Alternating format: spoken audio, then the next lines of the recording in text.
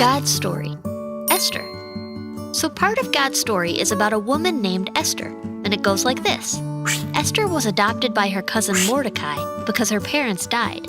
She and Mordecai were Jewish, which means they were part of God's special family.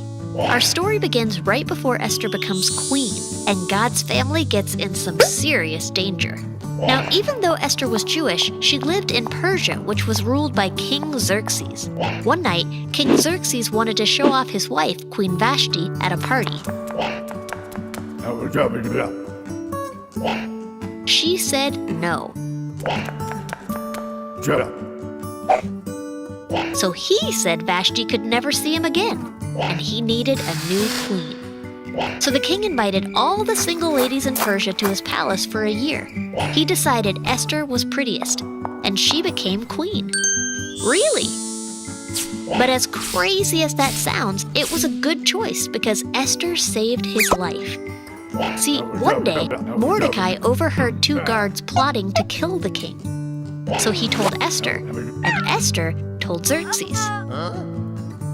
Around the same time, another powerful man at the palace, Haman, got really mad at Mordecai.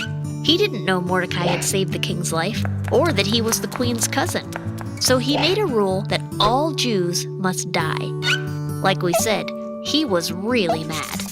And the king let Haman make this law because he had no idea that Mordecai or Esther were Jewish.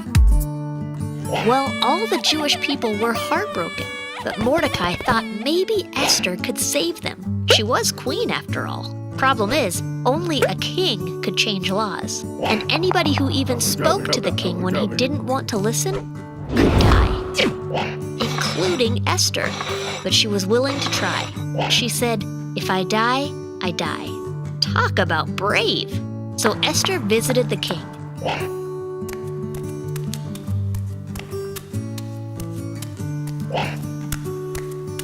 To her relief, he said, "What do you want? I'll give it to you." Esther had a plan. Politely, she invited King Xerxes and Haman to dinner. She had saved the king's life.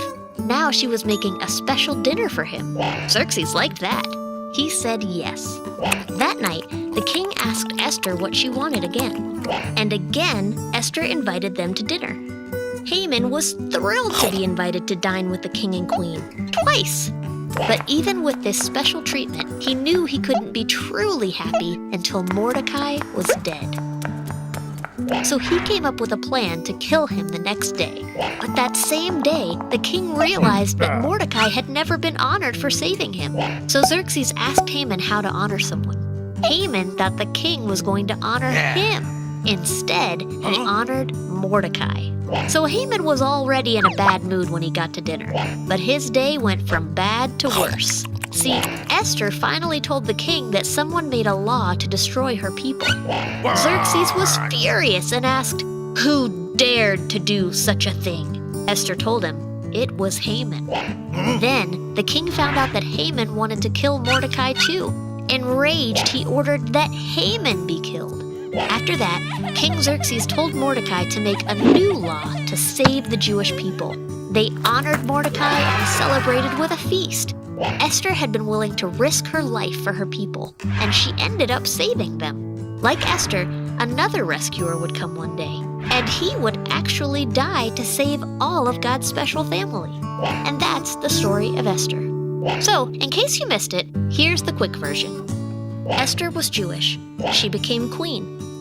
Mordecai overheard a plan. He told Esther. Esther told King Xerxes. Mordecai made Haman mad. Haman made a law. The Jewish people were sad. Esther was brave.